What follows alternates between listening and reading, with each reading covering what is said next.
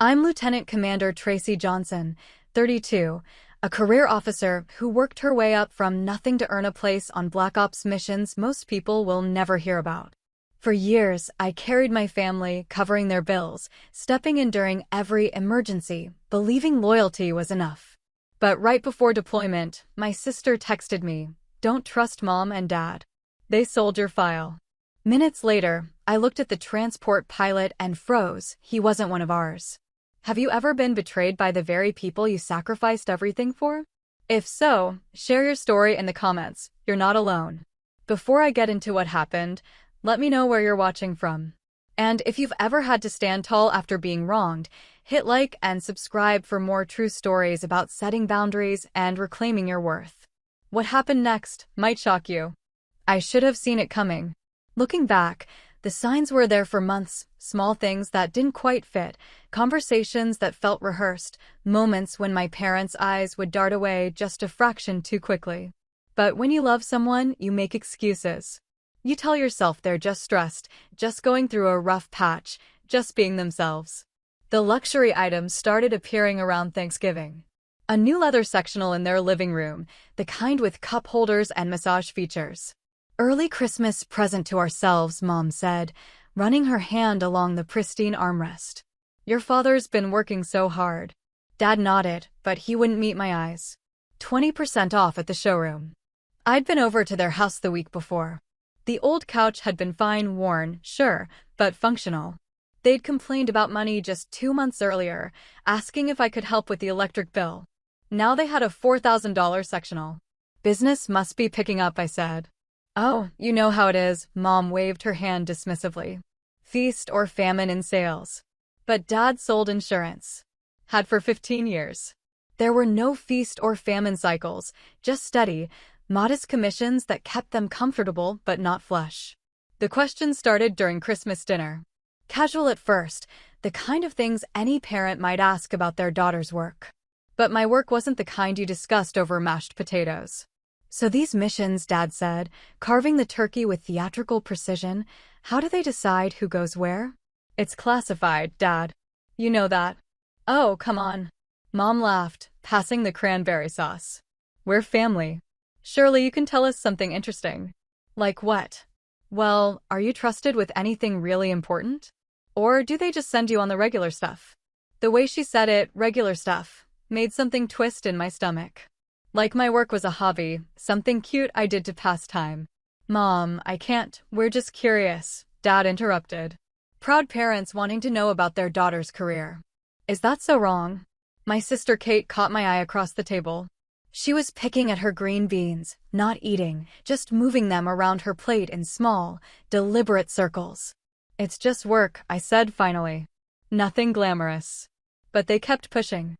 Gentle nudges wrapped in parental concern. How long would I be gone on the next deployment? Which countries was I cleared for?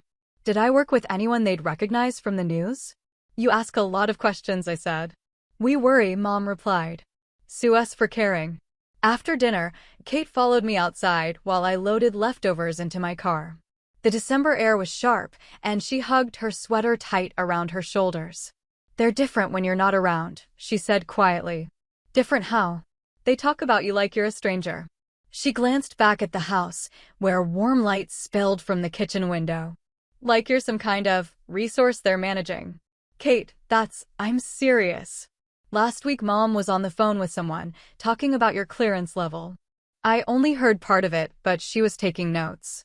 "Taking notes about what?" "I don't know." But when she saw me listening, she hung up fast. Said it was work stuff. Mom didn't work.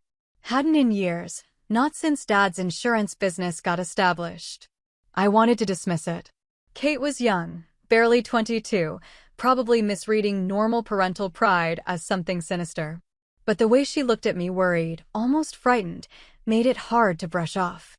"Maybe they're just proud," I said, though the words felt hollow. "Maybe." Kate pulled her sweater tighter. "But be careful, okay? Something feels wrong." The next few weeks brought more incongruities. A new Mercedes in their driveway lease deal, Dad explained when I asked. Expensive dinners out, talk of a cruise to Alaska, Mom wearing a watch I'd never seen before. And always the questions. Subtle but persistent. How did security clearances work? What happened to classified information when someone left the service? Did I keep files at home? Just curious, they'd say when I deflected.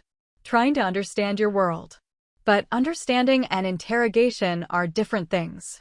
Understanding comes from love, from genuine interest in someone's life.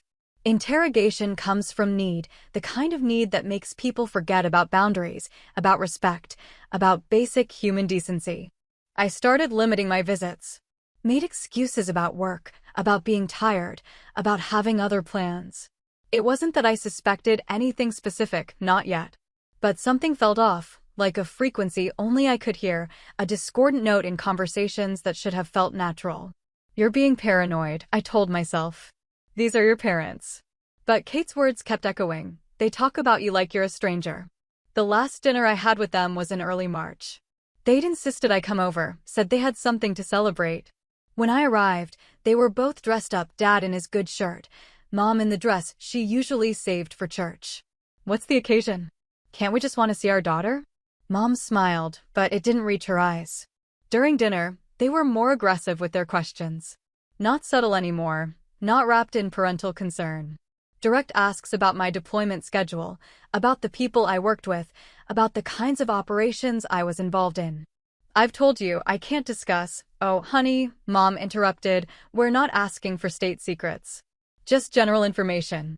The kind of thing you'd tell any employer on a resume. My work isn't resume material. But surely you could know. I set down my fork. I couldn't. The silence that followed was heavy, loaded with unspoken frustration. Dad pushed food around his plate. Mom stared at her wine glass. Finally, Kate spoke up. She's doing important work. Isn't that enough? Of course, Dad said quickly. We're proud. Very proud. But the damage was done. The mask had slipped just enough for me to see what was underneath, not pride, not love, not concern. Something else entirely. Something that made my skin crawl. I left early that night, claiming fatigue. As I walked to my car, I heard raised voices from inside the house. Not the words, just the tone, sharp, accusatory, desperate. Kate texted me later. They're fighting about something. I can't make it out, but they keep saying your name. I didn't respond. Didn't know how to respond. Because deep down, in a place I didn't want to acknowledge, I was starting to understand what Kate had been trying to tell me. My parents weren't proud of me. They were pricing me. The transport was idling on the tarmac when my phone buzzed. Standard pre-deployment protocol, no personal devices once we were airborne, so this was my last chance to check messages. I expected the usual. Good luck texts from friends, maybe a joke from Kate about bringing back souvenirs from whatever country I couldn't tell her I was visiting. Instead, I got 5 words that stopped my world. Don't trust Mom and Dad. They sold your file. The message was from Kate, sent 12 minutes earlier. I read it again, certain I'd misunderstood something. Then a third time, slower, parsing each word like it was written in a foreign language. Johnson, move your ass. Sergeant Martinez called from the transport door. We're wheels up in 5. I waved him off, stepping away from the aircraft. My hands were shaking, actually shaking, as I typed back, "What do you mean sold?" The response came immediately. Bank records. 8 million wire transfer this morning. I broke into Dad's computer. I'm sorry. I'm so effing sorry. $8 million. I looked up at the transport, its engines warming with that particular whine that usually meant adventure, purpose, the work I'd trained my whole life to do. Now it sounded like a trap closing. The pilot was visible through the cockpit window, running through his pre-flight checks. I'd flown with hundreds of pilots over the years, and something about body language, posture, the way someone holds their shoulders, it becomes second nature to read. This pilot was wrong.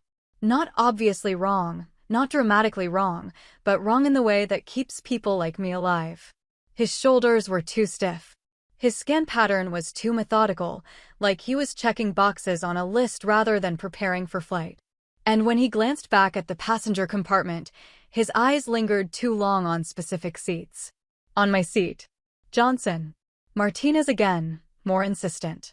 What's the holdup? Just need a minute, Sarge. I called back, keeping my voice steady. I walked toward the aircraft like everything was normal, but my mind was racing. Kate wouldn't lie about something like this. Couldn't lie about something like this. Which meant my parents, my actual parents, had sold classified information about my work, my clearances, my deployments to someone willing to pay $8 million. Someone who'd put their own pilot in the cockpit of a military transport. The insignia on the pilot's uniform was correct, but the placement was off by maybe an inch. The kind of detail that would fool anyone who wasn't intimately familiar with military protocols. The kind of detail that someone would get wrong if they were copying from photographs rather than wearing the uniform every day. I climbed aboard, nodding to Martinez, stowing my gear in the overhead compartment. Normal behavior. Nothing to see here. But as I settled into my seat, I pulled out my secure tablet and accessed my banking logs, not the regular account Kate would have seen, but the encrypted military financial network that tracked hazard pay, classified bonuses, and security clearances compensation. There it was. A withdrawal authorization, submitted this morning at 0347 hours. My security file, my deployment records, my psychological profile, my emergency contacts, my medical history, everything compiled into a neat digital package and sold to an unnamed third party for $8 million. The authorization was signed with my parents' legal names. Harold and Margaret Johnson listed as next of kin in my emergency contacts. A designation that, in certain circumstances, gave them limited access to my military records for insurance and medical purposes. Limited access they'd apparently expanded into full commercial exploitation. You okay, Johnson? Martinez was studying my face.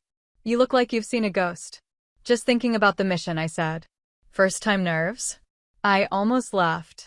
If only it were that simple. The engines reached full power, and we started rolling. Through the small window, I watched the ground fall away, the airfield shrinking to a grid of runways and buildings. Normal takeoff, normal ascent, normal everything except for the pilot who wasn't supposed to be there, and the $8 million my parents had earned by selling me out. Kate's words echoed in my head. They talk about you like you're a stranger. Now I understood why. Because to them, I wasn't their daughter. I was inventory. A collection of clearances and access codes and classified knowledge that they'd finally found a buyer for. $8 million. I'd been supporting them for years. Not dramatically, not enough to break my own budget, but consistently. Car payments when they were short. Help with the mortgage during Dad's slow seasons. Christmas presents for Kate, birthday dinners, little expenses that added up over time. None of it had been enough. None of it had mattered. Because the whole time, they'd been calculating my real worth. Not as their daughter, not as someone they loved, but as a commodity in the intelligence marketplace. The transport leveled off at cruising altitude. Around me, my team settled in for the long flight, some reading, some sleeping, some playing cards. Normal pre-mission routine for everyone except the soldier whose own parents had just sold her to the highest bidder. I closed my eyes and tried to think through the implications. If they'd sold my file, someone now knew everything about me. Where I lived, where I worked, who I worked with, what operations I'd been involved in. My weaknesses, my training, my psychological profile, my medical vulnerabilities. Someone had paid $8 million for that information. You don't spend that kind of money unless you plan to use it. The pilot's voice crackled over the intercom. Estimated flight time to destination, 6 hours and 30 minutes. Weather looks good all the way. His accent was wrong too. Subtle, probably unnoticeable to anyone who hadn't spent years listening to regional dialects and speech patterns. But there, underneath the professional pilot cadence, was something that didn't match his supposed background. I opened my secure messaging system and typed carefully, "Kate, are you safe? Can you get somewhere else tonight?" The response came back 40 minutes later, bounced through 3 encrypted relays. Already gone. Staying with friends. What do we do? What did we do? My parents had committed treason. They'd sold classified military intelligence to foreign agents. They'd compromised ongoing operations and put lives at risk. They'd betrayed their own daughter for money. What did we do with that? I typed back, "Stay hidden. I'll contact you when I can." Then I deleted the conversation, wiped the message logs, and settled back in my seat. 6 hours and 30 minutes to figure out how to survive whatever was waiting for me at the other end of this flight. 6 hours and 30 minutes to decide what to do about the two people who'd brought me into this world and then sold me out of it for $8 million. I learned to fight when I was 8 years old. Not from martial arts classes or organized sports, but from defending Kate in the school parking lot. She was 6 then, small for her age, with thick glasses that made her an easy target for older kids looking to feel tough. The first time I stepped in, I got a black eye and a bloody nose. But the bullies left Kate alone after that. Word spread, mess with the little Johnson girl, and her big sister would make you pay for it. You don't have to do that, Kate said afterward while I held ice to my face. Yes, I do, I told her. That's what family does. I believed it then. Believed it for years, through high school and basic training and my first deployment. Family protects each other. Family sacrifices for each other. Family doesn't give up, doesn't walk away, doesn't quit when things get hard. When Dad's insurance business hit a rough patch during the recession, I picked up shifts at a diner to help with their mortgage. 16 years old, working until midnight, then up at 5 for school. My grades suffered, my social life disappeared, but the house stayed in the family. You're a good girl, Mom said, depositing my paycheck into their account. This is just temporary, until things stabilize. Things never stabilized. There was always another crisis, another emergency, another reason why I needed to step up. Kate's glasses, Dad's dental work, Mom's car repairs, all of it falling to me because I was the responsible one, the one who could handle it. College became community college. Community college became a part-time degree program that took 6 years instead of 4. My counselor suggested I was overcommit, that maybe I should focus on my own future instead of managing everyone else's problems. You don't understand, I told her. They need me. The military made sense partly because of the stable pay, the benefits, the security it would provide not just for me but for all of us. Mom cried when I left for basic training, real tears, not the performed emotion I'd grown accustomed to. Promise you'll be careful, she said, holding my hands at the bus station. I promise. Promise you'll call. I promise. Promise you'll remember that we love you. I promise. And I meant it. All of it.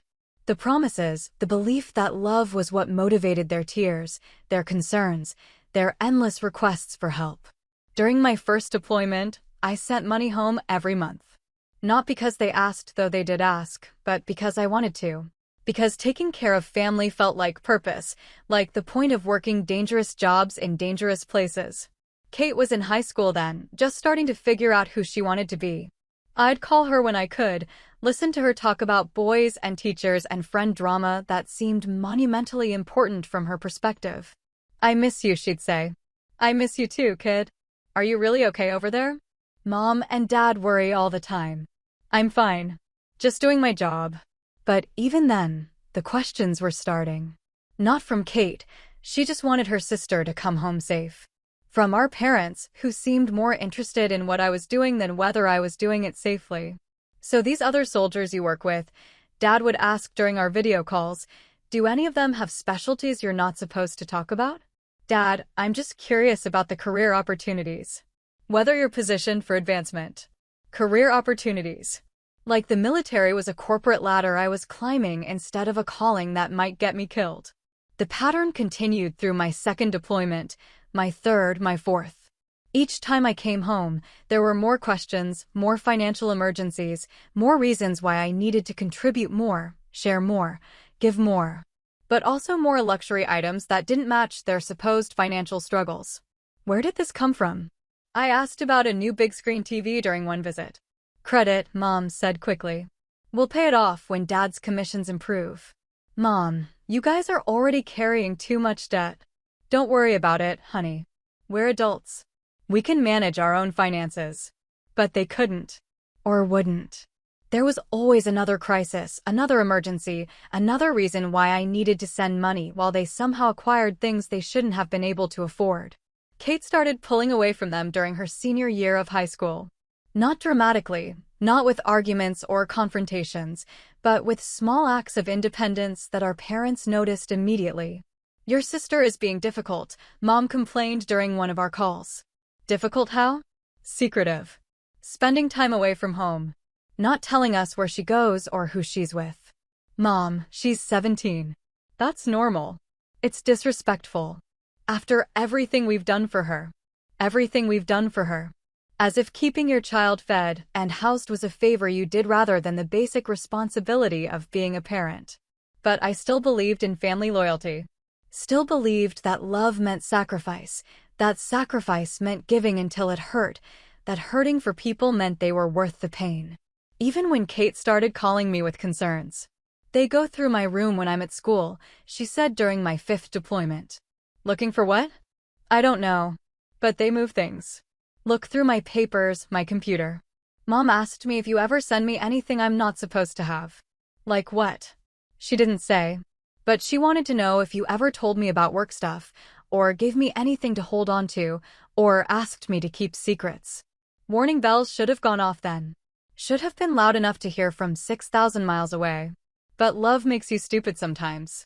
Makes you explain away things that don't have innocent explanations. They're probably just worried, I told Kate. Parents do weird things when they're stressed. Maybe, she said. But she didn't sound convinced. Neither was I, really. But family loyalty was the foundation everything else was built on. Pull that out, and what did you have left? Now I knew you had the truth. $8 million worth of truth. The truth that love and loyalty were one-way streets in our house.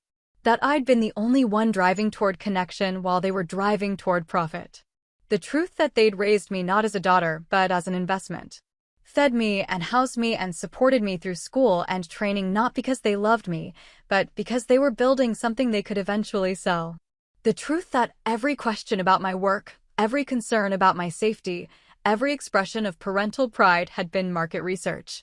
The truth that Kate had been trying to warn me for years, and I'd been too blinded by my own need to believe in family to see what was right in front of me. The truth that the two people I'd sacrificed everything for had been calculating my worth from the beginning. $8 million. That's what a lifetime of love and loyalty and sacrifice had been worth to them. That's what they'd gotten for selling their daughter. The mission went sideways in ways I couldn't have predicted and exactly as I should have expected. Nothing dramatic, no firefights or explosions or Hollywood-style action sequences. Just small things that felt wrong. Logistics that didn't quite work, communications that lagged just long enough to matter. The kind of wrong that gets people killed quietly. We were supposed to be extracting intelligence from a facility in Eastern Europe. Standard operation, standard team, standard timeline. Except the intelligence wasn't where it was supposed to be, the facility layout didn't match our briefings, and the extraction route had been compromised. Someone had fed us bad information. Someone who knew our operational parameters, our team composition, our capabilities and limitations. Someone who'd had access to my complete military file. I didn't say anything to Martinez or the team. Couldn't say anything, because what was I supposed to explain? That my parents had sold me to foreign agents? That everything about this mission might be compromised because my own family had committed treason? Instead, I did my job. Adapted to changing circumstances, improvised solutions, kept my mouth shut and my eyes open.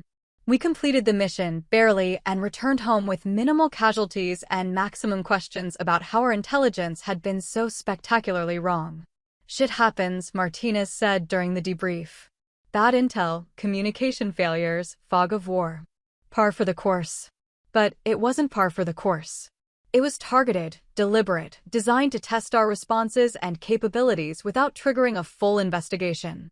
The kind of probing attack that happens when someone is building a comprehensive threat assessment. When someone is planning something bigger. Back home, I sat in my apartment for 3 days without calling anyone or answering my phone. Just thinking. Trying to process what had happened, what was still happening, what came next. Kate texted regularly, "Are you okay? Please respond. I'm worried." I finally called her on Thursday. "Jesus Christ, where have you been?" she said without preamble. "I've been imagining the worst." "I'm fine. Just thinking." "About what to do?" "About everything." There was a long pause.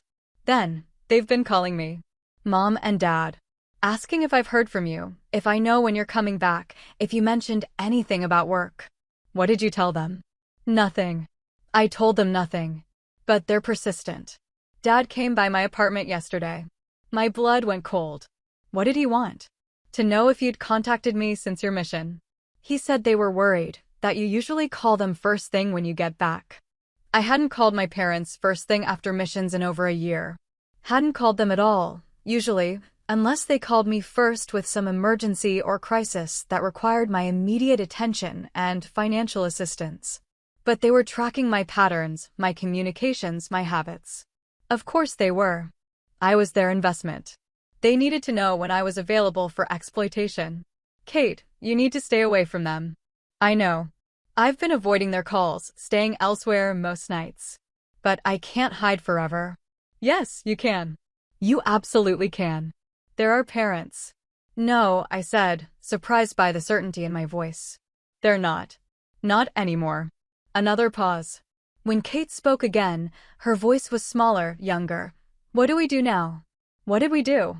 I'd been asking myself the same question for 3 days. Report them to military intelligence? Turn in my own parents for treason? Watch them get arrested, tried, sentenced to federal prison? Or handle it quietly, personally, in a way that protected Kate and eliminated the threat without destroying what was left of our family? Except there wasn't anything left of our family. There hadn't been for years, maybe decades. I'd just been too loyal, too naive, too desperate to believe in something that had never actually existed to see the truth. We disappear, I said finally. What do you mean? I mean we cut them off completely. No contact, no explanations, no second chances. We disappear from their lives like we never existed. But, Kate, they sold me. They took classified information about my work, my life, my security clearances, and they sold it to people who tried to kill me. They committed treason against their own daughter for money. There's no coming back from that. Silence. Then, very quietly, I know. Do you? Because this isn't temporary. This isn't punishment or a cooling-off period. This is permanent. Final. Forever. I know, she repeated. I've known for months. I kept hoping I was wrong. You weren't wrong. I kept hoping you'd figure it out before something bad happened. Something bad did happen. I survived it, but barely. What do you need from me? The question caught me off guard. After years of being the one who handled crises, who solved problems, who carried the weight of everyone else's needs, someone was asking what I needed. I need you to trust me, I said. I need you to follow my lead on this, even when it's hard, even when it hurts. I need you to understand that our parents are dangerous now, that they're not the people we thought they were, and that protecting ourselves means cutting them out completely. Okay. Kate, I said okay. I trust you. I've always trusted you. You're the only person in this family who ever protected me from anything. That night, I changed my phone number, closed my old bank accounts, and started the process of moving to a new apartment. Not because I was running. I'd never run from anything in my life, but because I was done being available for exploitation. I blocked my parents' numbers, their email addresses, their social media accounts.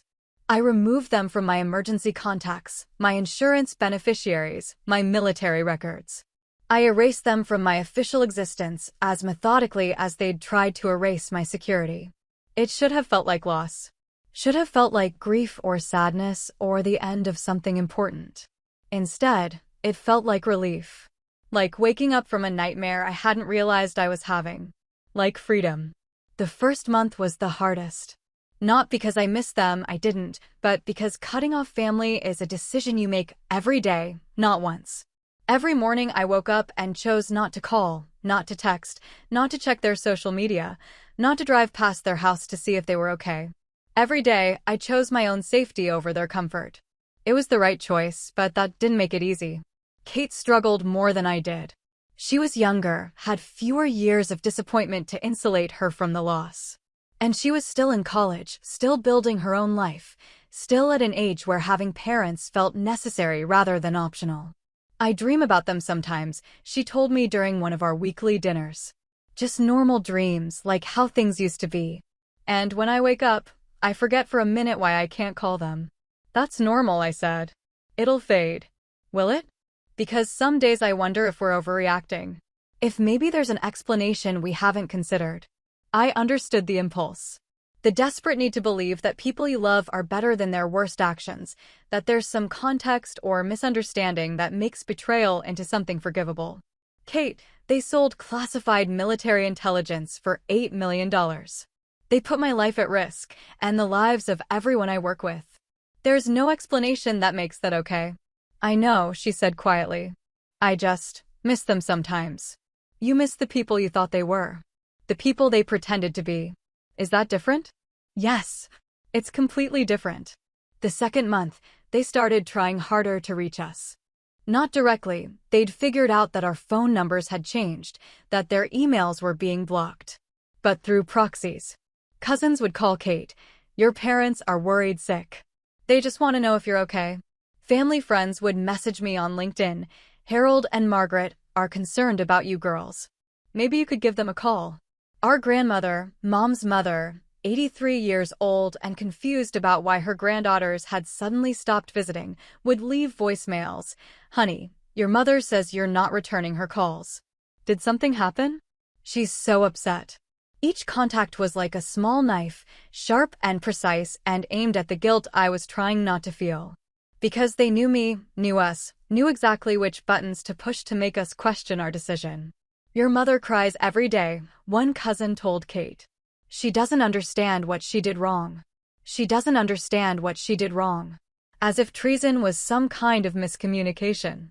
As if selling your daughter's classified information was an innocent mistake that could be cleared up with a phone call and an apology. They're playing the victim, I told Kate after she relayed the conversation. Making themselves the injured parties, like we're the ones who did something wrong by refusing to be exploited. But what if, Kate? No. There's no what if. They made their choice when they decided I was worth $8 million. We're making ours by refusing to be commodities they can sell. The third month brought escalation. Not violence, they weren't stupid enough for that, but desperation disguised as concern. Dad showed up at Kate's university, claiming he was just visiting the campus. He waited by her dorm, casual and friendly, like he had every right to be there. I just want to talk, he told her when she tried to walk past. 5 minutes. Please. Kate called me from the campus security office, shaken. He looked so normal. So much like Dad that I almost forgot why I was avoiding him. What did security do? Escorted him off campus. Told him not to come back without permission. But he wasn't technically doing anything wrong. He's my father, he was on public property, he wasn't threatening anyone. That was the problem with family betrayal. It didn't look like betrayal from the outside. It looked like concerned parents trying to reconnect with estranged daughters. It looked like misunderstandings that could be resolved with communication and compromise. It looked normal. Meanwhile, the investigation into our compromised mission was beginning to yield results. Not results I could share with Kate, not results that would ever be made public, but results that confirmed what I already knew. Our operational intelligence had been sold to the highest bidder. Someone with access to classified information had provided detailed briefings to hostile agents, compromising not just our mission but several others. Someone was going to prison for treason. Multiple someones, probably, because this kind of information trafficking required networks, contacts, ongoing relationships with foreign intelligence services. But the investigation was slow, methodical, designed to uncover the full scope of the compromise without alerting the people responsible. Which meant I couldn't tell Kate that justice was coming, couldn't reassure her that our parents would face consequences for what they'd done. I could only trust the system and focus on protecting us in the meantime. I want to change my name, Kate said during dinner one night. Your last name. All of it. First, last, middle. I want to be someone completely different. I understood the impulse. The desire to shed any connection to people who'd proven themselves unworthy of genetic loyalty. To start over with a clean identity, free from the contamination of their choices. You can do that, I said. Legally, practically, completely. But think about it first. Make sure it's what you want, not just what you think you should want. I've been thinking about it for weeks. And? And I don't want to share anything with them anymore. Not even a name. 6 months after cutting contact, we heard through extended family that they'd been arrested. Federal charges, the cousin said. Something about classified information and foreign agents and conspiracy. The whole thing is crazy, the cousin said. I mean, Harold and Margaret? They're just regular people. Insurance salesmen and housewives don't become international spies. But they hadn't been regular people. They'd been parents who saw their daughter as a business opportunity, who'd calculated the market value of love and found it profitable. They'd been traitors. Kate cried when she heard the news. Not from sadness, from relief. It's over, she said. It's really over. The criminal part is over. The rest is just beginning. What rest? Learning how to be a family of 2 instead of 4. Learning how to trust people again. Learning how to have relationships that aren't based on exploitation. Is that possible? I think so. I hope so. Will you teach me? The question broke something open in my chest. For years, I'd been teaching Kate practical things: how to drive, how to balance a checkbook, how to defend herself in a parking lot. But this was different. This was teaching her how to recognize love that wasn't conditional, how to build relationships that weren't transactional, how to be part of a family that was based on choice rather than obligation. Yeah, I said. I'll teach you. Promise? I promise. And I meant it. All of it. The promise, the possibility, the hope that we could build something better from the ashes of what had been destroyed. That we could be family to each other in ways our parents had never been family to us. 2 years later, Kate graduated magna cum laude with a degree in computer science and a job offer from a tech company that didn't care about her family history. She kept the new name she'd chosen, Catherine Rivers, clean and professional and completely unconnected to the people who'd raised us. I was there for her graduation, sitting in the audience next to her boyfriend Henry, watching her walk across the stage with pride and relief and something that might have been happiness. Think they're watching somehow? Henry asked quietly. He knew the basics of our situation, enough to understand why Kate's emergency contacts didn't include parents, why family events were small and carefully planned. I don't care, Kate said later, over dinner. Whether they're watching or not watching, whether they're proud or angry or indifferent, none of it matters anymore. She was right. It didn't matter. They'd forfeited the right to participate in our victories when they decided we were commodities rather than children. My own career had flourished in ways I hadn't expected.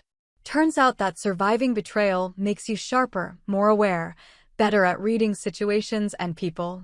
The skills I developed protecting myself from my own family transferred beautifully to protecting my country from its enemies.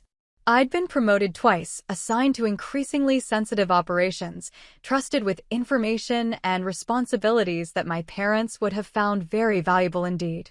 But they were in federal prison, serving concurrent sentences for espionage, treason, and conspiracy to commit acts against national security.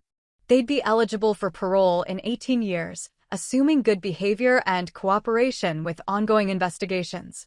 Sometimes I wondered if they understood what they'd lost. Not just their freedom, though that was significant. Not just their reputation or their social connections or their comfortable suburban life. But their daughters. Their family. The people who'd loved them unconditionally for decades before discovering that love was a one-way transaction. I wondered if they lay awake at night in their separate cells, thinking about Kate's graduation or my promotions or the grandchildren they'd never meet. I wondered if they felt regret that was deeper than getting caught, remorse that went beyond legal consequences. Mostly, though, I didn't wonder. Didn't waste energy on people who'd proven they weren't worth the investment. Kate and Henry got engaged that winter. A small ceremony, just close friends and chosen family, people who'd earned the right to celebrate with us through loyalty and consistency rather than genetic accident. Will you walk me down the aisle? Kate asked when they started planning the wedding. Are you sure? That's traditionally a father's job, I know. But I don't have a father anymore. I have a sister who raised me, protected me, taught me everything important I know about being a decent human being. I have a sister who chose me over people who were supposed to love us both. Kate, I want you to walk me down the aisle. I want the last person I see before I marry Henry to be the first person I learn to trust. The wedding was beautiful. Small but perfect, filled with people who understood that family isn't about biology. It's about choice, commitment, the decision to show up for someone even when it's difficult. Especially when it's difficult. During the reception, Henry pulled me aside. "Thank you," he said simply. "For what?" "For raising the woman I love. For protecting her when the people who should have done it didn't. For teaching her what loyalty actually looks like. She taught me as much as I taught her." "Maybe. But you chose to be her family when your real family failed. That matters. That shaped who she became." He was right, though I'd never thought about it that way. In protecting Kate, I'd learned what family was supposed to feel like. In choosing her over our parents, I'd discovered what loyalty meant when it wasn't manipulated or exploited. In losing the family I'd been born into, I'd found the family I was meant to have. That night, after the wedding, I sat in my apartment going through old photos. Not of our parents, I destroyed those years ago, but of Kate and me. Christmas mornings, birthday parties, graduation ceremonies. Images of a relationship that had survived betrayal, abandonment, and the complicated process of rebuilding trust from scratch. In every photo, we were smiling. Not the performed smiles you put on for family obligations, but genuine expressions of joy, comfort, connection. We'd made it. Despite everything that had been done to us, despite the people who were supposed to protect us, despite the system that had failed us until we learned to protect ourselves, we'd made it. We were family. Real family. The kind that doesn't sell you for $8 million. The kind that chooses you every day over and over again. The kind that keeps you safe. 5 years after the arrests, I received an envelope with no return address. Inside was a single sheet of paper, handwritten in my mother's careful script. "We know you'll never forgive us, but we want you to know we're sorry. We made terrible choices and lost everything that mattered. We hope you're happy. We hope Kate is happy. We hope someday you'll understand that we loved you, even though we showed it badly." Mom, I read it 3 times, waiting to feel something. Anger, sadness, forgiveness, closure, any emotional response that would help me process this attempt at reconciliation. Instead, I felt nothing. Not emptiness, not numbness, but complete indifference. Like reading a letter from strangers about people I'd never met. I showed it to Kate during our weekly dinner. She read it silently, then handed it back. "What do you think?" I asked. "I think they're still trying to manage us. Still trying to control the narrative, make themselves the victims of circumstances rather than the architects of consequences." "You think it's manipulative?" "I think it's too late. Whether it's manipulative or genuine doesn't matter anymore. They had decades to love us properly. They chose not to. They don't get to rewrite that history with a prison letter." She was right. Love isn't something you can claim retroactively. You can't betray someone and then insist the betrayal was actually love in disguise. Love is what you do, not what you say you felt while you were doing the opposite. I burned the letter that night. Not in anger, but as a practical matter. Some doors, once closed, should stay closed. Some relationships, once ended, don't deserve resurrection. Some people forfeit the right to forgiveness by the magnitude of their betrayal. Kate got pregnant the following year. A planned pregnancy, carefully timed, joyfully anticipated. She called me from the doctor's office, crying with happiness. "It's a girl," she said through tears. "We're having a daughter. Have you picked a name?" "Miranda. Miranda Elizabeth Riverschon." "That's beautiful. I want her to know her aunt. I want her to grow up understanding what family really means." She will. We'll make sure of it. When Miranda was born, I was in the delivery room, holding Kate's hand while Henry coached her through contractions. The first person Miranda saw when she entered the world was her mother. The second was me. "She's perfect," Kate whispered, cradling her daughter against her chest. Miranda was perfect. Tiny and red and absolutely perfect. But more than that, she was safe. She would grow up in a family that chose her every day, that protected her unconditionally, that would never see her as anything other than a beloved child. She would never know her maternal grandparents, would never hear their voices, see their faces, or learn their names. Not because we were hiding her from them, but because they had no relevance to her life. They were strangers who shared some of her DNA. Nothing more. Do you ever regret it? Henry asked me one evening while we watched Miranda sleep. Cutting them off completely? Never giving them a chance to explain or make amends? I considered the question seriously. Because regret is complicated, especially when it comes to family.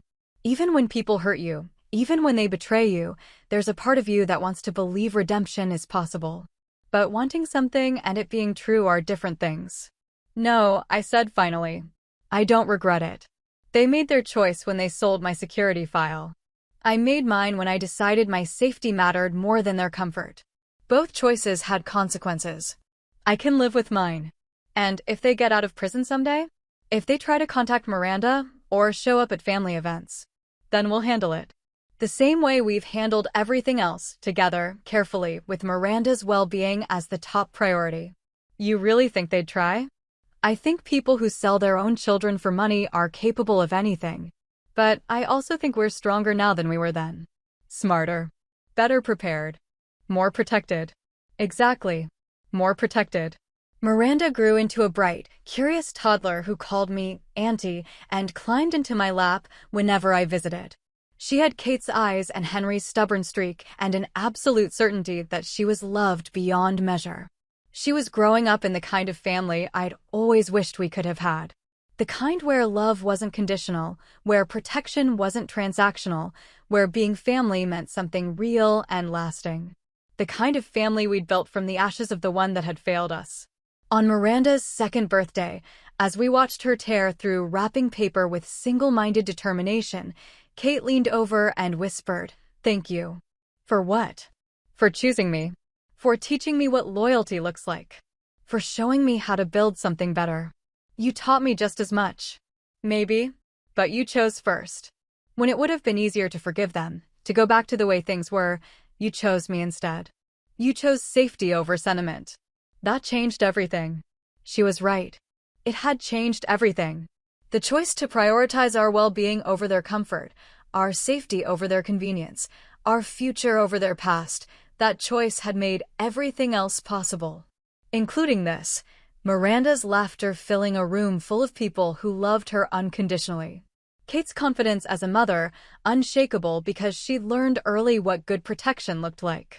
Henry's integration into a family that was small but fierce, chosen rather than inherited. Including the knowledge that we'd broken a cycle of exploitation and betrayal that might have continued for generations. Including the certainty that we were safe. That night, after everyone had gone home and Miranda was asleep in her crib, I sat on Kate's porch watching stars appear in the dark sky. Thinking about the $8 million that had bought our parents nothing but prison sentences and the loss of everything that actually mattered. Thinking about the choice we'd made to value ourselves more than we valued their approval. Thinking about the family we'd built, the daughter we were raising, the future we'd created from the wreckage of the past. Thinking about the transport I'd almost boarded 5 years ago, the pilot who wasn't one of ours, the moment I'd realized my own parents had tried to sell me. $8 million. That's what they'd thought I was worth. Turns out, I was worth more than that. We both were. Worth enough to choose ourselves. Worth enough to build something better. Worth enough to be safe. The call came on a Tuesday morning in March, 7 years after we'd last spoken to our parents. I was at headquarters, reviewing intelligence reports, when my secure line rang with a number I didn't recognize. Major Johnson? This is Warden Patricia Collins from Federal Correctional Institution Hazleton. I'm calling regarding inmates Harold and Margaret Johnson. My blood went cold. In 7 years, I'd managed to forget they existed for long stretches of time. But hearing their names spoken aloud by a prison official brought everything rushing back, the betrayal, the investigation, the trial I'd testified at by a secured video link. What about them? Harold Johnson suffered a massive heart attack yesterday evening. He's been transferred to the medical facility, but his condition is critical. Margaret Johnson has requested that we contact you and your sister as next of kin. Next of kin. The words felt foreign, like they were spoken in a language I used to know but had forgotten. Is he expected to survive? The doctors aren't optimistic. His age, combined with the severity of the attack. I'm required to inform you that if you wish to visit, Arrangements can be made through the family notification system. I understand. Thank you for calling. I hung up and stared at my computer screen, the intelligence reports blurring into meaningless text.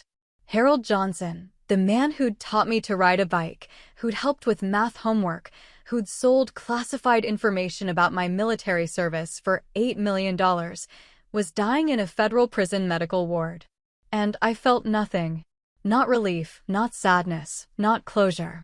Just the same indifference that had settled over me years ago when I'd realized that some betrayals are too profound to forgive. I called Kate during my lunch break. "How do you feel about it?" she asked after I'd explained the warden's call. "Empty. Like hearing about a stranger." "Do you want to see him?" "Do you?" Long pause. "I keep thinking I should want to. Like there's some final conversation we're supposed to have, some deathbed reconciliation that ties everything up neatly. But I don't want to see him. I don't want to hear his excuses or his apologies or his justifications. I don't want to give him the comfort of thinking we've forgiven him just because he's dying." "Good," I said. "Because dying doesn't erase what someone did when they were living. Henry thinks we should consider it. For our own closure, if nothing else. Henry didn't grow up with them. He doesn't understand that some doors should stay closed." That's what I told him. "But he worries that we'll regret it later." "Kate, in 7 years, have you regretted cutting them off?" "No. Never." "Then trust that instinct now." We didn't visit. Didn't send messages through the warden. Didn't acknowledge the man dying in the prison hospital except to confirm that we wanted no involvement in funeral arrangements or estate proceedings. Harold Johnson died 3 days later. The warden called again, brief and professional, to notify us of his death and ask about our preferences for handling his remains. "We've made arrangements for cremation through the prison system," I told her. "No services, no notification to extended family." "What about his personal effects?" "Dispose of them." "Are you certain?" "There are some family photographs, letters, I'm certain." "We want nothing." Margaret would serve out the rest of her sentence alone. Another 8 years, assuming good behavior. She was 67 now, unlikely to survive the full term. But that was no longer our concern. That evening, I sat in my apartment thinking about closure, what it means, whether it's necessary, how you know when you've achieved it. Henry wasn't wrong to worry about regret. In a culture that valorizes forgiveness and reconciliation, choosing to let someone die without offering absolution feels harsh. But harshness is sometimes appropriate. Some betrayals are so fundamental, so destructive, that forgiveness becomes complicity. Some people forfeit the right to your presence, your consideration, your emotional labor by their actions. Harold and Margaret Johnson had forfeited those rights when they decided their daughter's life was worth $8 million. They died as they'd lived in their final years, strangers to the people they'd raised. Kate's second pregnancy was different from her first. More complicated, both medically and emotionally. She was older, more tired, carrying the weight of raising a 3-year-old while building her career as a software engineer. But also more confident. More certain of her choices, her priorities, her ability to protect the family she'd built. "It's a boy this time," she told me during one of our weekly dinners. "We're thinking about names. Any frontrunners?" "David, maybe. After Henry's grandfather. Or James. Those are good names." Miranda keeps suggesting ridiculous options. Yesterday, she wanted to name him Dinosaur. I laughed, watching my niece color at the kitchen table, completely absorbed in creating what appeared to be a purple elephant wearing a tutu. "Auntie," Miranda said without looking up from her drawing, "why don't I have other grandparents like Emma does?" Emma was her best friend at preschool, whose extended family included multiple sets of grandparents, great-grandparents, aunts, and uncles who showed up for every birthday party and school event. Kate and I exchanged glances. We'd prepared for this question, knew it was inevitable, but that didn't make it easier to answer. "Some families are big, and some families are small," Kate said carefully. "Our family is small, but we love each other very much." "But where are your mommy and daddy?" They're not part of our family anymore." "Why not?" "Sometimes adults make choices that mean they can't be part of a family." "It's complicated, sweetheart." Miranda seemed to accept this explanation, returning to her drawing with the easy adaptability of childhood.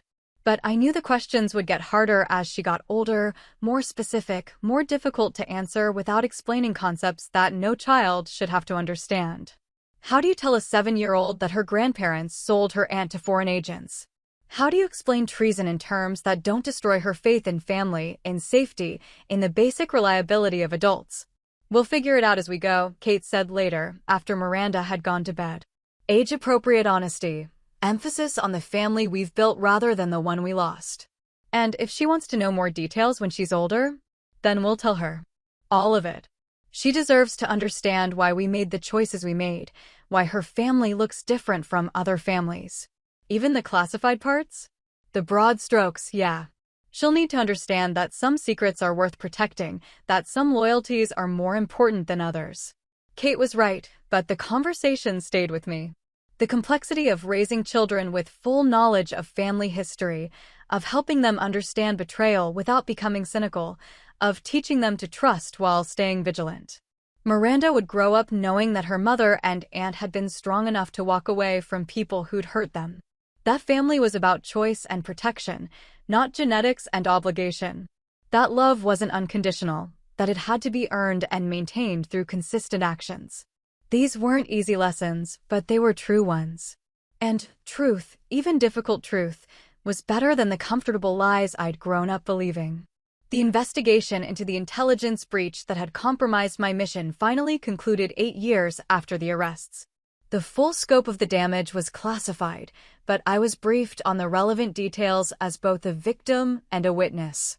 Our parents had been part of a larger network, recruited gradually over several years through seemingly innocent social connections. What had started as casual questions about my work had evolved into systematic intelligence gathering, then active selling of classified information to foreign contacts. They weren't masterminds or ideological traitors. They were assets, ordinary people motivated by financial pressure and gradually drawn deeper into espionage activities they probably never fully understood. The $8 million hadn't been their only payment. Bank records showed smaller transfers over 3 years, totaling another $2 million. They'd been selling information about my colleagues, my assignments, my unit's capabilities and limitations. $10 million total. That's what their daughter and her safety had been worth to them. The damage was significant but contained, Colonel Martinez told me during the briefing. We were able to identify and neutralize the entire network, modify operational procedures to account for the breach, and implement new security protocols. How many people were put at risk? Dozens directly. Hundreds indirectly. But because we caught it relatively early, casualties were minimal. Minimal casualties. Military speak for people died, but it could have been worse. People had died because my parents sold secrets for money. People with families, with children, with futures that had been cut short by my family's greed. That knowledge settled into my chest like a stone, heavy and permanent. Not guilt, I hadn't chosen their actions, but responsibility. The weight of understanding that my genetics had connected me to people capable of causing such harm. None of this was your fault, Colonel Martinez said, reading my expression. You were a victim of this conspiracy, not a participant. I know that intellectually. But emotionally it's more complicated. Yeah, emotionally it's more complicated. For what it's worth, your actions probably saved lives. Your sister's warning, your quick thinking during the mission, your cooperation with the investigation, all of it helped us respond faster and more effectively than we would have otherwise. It was worth something, but not everything. Not enough to balance the scales completely. That night, I called Kate and told her about the briefing. The parts one was allowed to share anyway. How do you carry that? She asked. Knowing that people died because of them? The same way I carry everything else. One day at a time, focused on what I can control instead of what I can't. And what can you control? Making sure it never happens again. Making sure Miranda grows up understanding the difference between loyalty and exploitation. Making sure our family, the real one, stays safe. That's enough. It has to be. Miranda started asking more sophisticated questions when she turned 8. Not about our parents directly, but about family structure, about why some people made bad choices, about how you knew who to trust.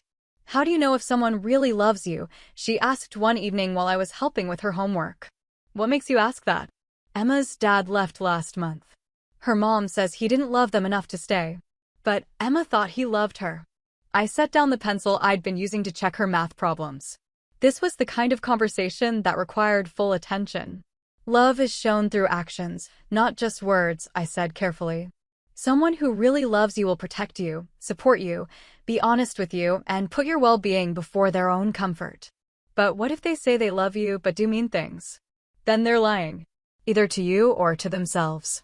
Did your mommy and daddy lie about loving you? There it was. The question I'd been preparing for since she was old enough to notice that Kate and I were each other's only family. Yes, I said. They did. How do you know? Because people who love you don't hurt you for money. They don't put you in danger to make themselves rich. They don't betray your trust for any reason. Miranda absorbed this information with the serious expression she wore when processing something important.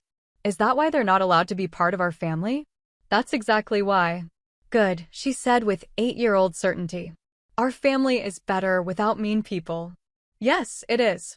That conversation became the template for others as Miranda grew older.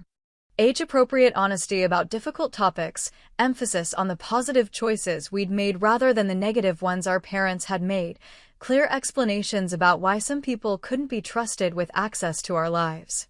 By the time she was 12, Miranda understood that her aunt had been a soldier, that her grandparents had betrayed military secrets, and that her mother had been brave enough to walk away from people who'd hurt her family. She understood that family was something you built through choice and maintained through loyalty. She also understood that she was safe, that the adults in her life would protect her, that the family she'd been born into was strong and honest and committed to her well-being above all else. I'm proud of you and Mom, she told me on her 13th birthday. For being brave enough to choose better. We're proud of you too, kiddo. For being exactly who you are. Do you think I'll ever meet them? My grandparents. Do you want to? No, she said without hesitation. I just wonder sometimes if they wonder about me. Maybe they do. But it doesn't matter what they wonder. What matters is what you know, that you're loved, protected, and part of a family that chose you every single day. I know that. Good. Don't forget it. She never did. Even through the typical teenage years of testing boundaries and questioning authority, Miranda never doubted that Kate and I were completely committed to her safety and happiness. Never doubted that our small family was built on truth rather than convenience. Never doubted that she was worth more than any amount of money someone might offer for information about her life. The certainty we'd given her, that family meant protection, that love required action, that some people forfeited the right to your presence through their choices, became the foundation for every relationship she built as she grew older. She chose friends who were loyal and honest. She dated people who respected her boundaries. She made career decisions based on her own values rather than other people's expectations. She grew up to be exactly the kind of person I'd hoped she would become, strong, discerning, generous with people who deserved it, and appropriately cautious with people who hadn't earned her trust. She grew up safe. That was worth more than $8 million. That was worth everything. Thanks for sticking with me. If this hit home, tap like, subscribe, and share it with someone who needs stronger boundaries. Your turn. What would you have done the moment you saw the pilot wasn't ours? Have you ever cut off family to protect yourself? How did it play out? What red flags did you ignore, and what will you do differently next time? What's one boundary you're setting this week? Drop your answers in the comments and tell me where you're watching from. New episodes every week.